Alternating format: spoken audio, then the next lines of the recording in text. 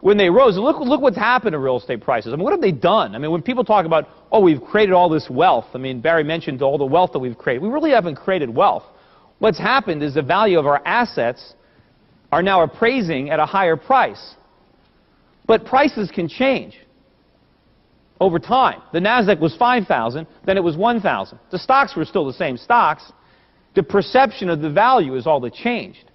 So the reason that real estate prices were so elevated was supply and demand, right? Everybody wanted to buy, and nobody wanted to sell. Why would you sell a house? It just kept going up. If you needed money, just borrow against it. And everybody wanted to buy because it was your ticket to Easy Street. If you were renting, you were an idiot. You were throwing away money. You got to buy. So everybody wanted to buy, and nobody wanted to sell. So prices went up. Well, what's going to happen? All of a sudden, nobody wants to buy anymore. Who wants to buy houses when they're falling in value? That even though real estate prices were high, rising real estate prices makes real estate affordable. Because if somebody believes they're going to get paid $100,000 a year for owning a house, right, that offsets the actual cost of the mortgage, of the taxes, of the maintenance. But the minute a more realistic outlook for the future price is in the mind of the buyer, the minute he can't anticipate that windfall, all of a sudden the true cost of home ownership becomes apparent to the buyer. And he's not going to pay these prices. You know, back in the 1950s or 1960s, a guy lost his job. It wasn't a big crisis. You know, he had a stay-at-home wife. She can get a part-time job. He can get a part-time job. They had plenty of savings. They had a fixed-rate mortgage. I mean, it wasn't adjustable. They could get by. No big deal. It wasn't a crisis. Today, most people who have a home, you've got two breadwinners. And even if one of them loses a job, they're done. They can't make the payments. The only reason they were able to do it before was because, okay, they borrowed some more money. They went to that ATM and extracted some equity. But all of a sudden, when you can't do that, you know, and a lot of the people who bought homes, you know, I used to laugh, all the people would be buying these adjustable rate mortgages. And they'd be asked in a survey, well, why are you buying an adjustable rate mortgage? Why don't you get a 30-year fixed? Well, I'm only going to live in a house for 2 or 3 years. Well, I would think, well, then why are they buying it? I mean, if you're going to live in a house for 2 or 3 years, just rent. Well, they were buying it because they were speculating. They said, I'm going to buy this house, it's going to go up, but I'm going to sell it in 3 years.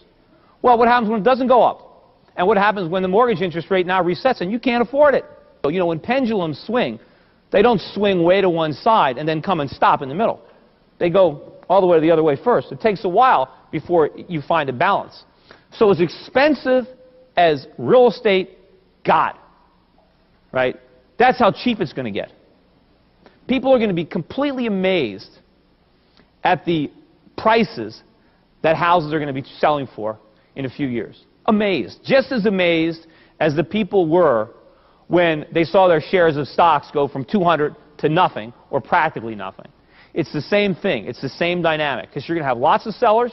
You're going to have very little buyers. You're going to have a lot of foreclosures. You're going to have a lot of developers going bankrupt.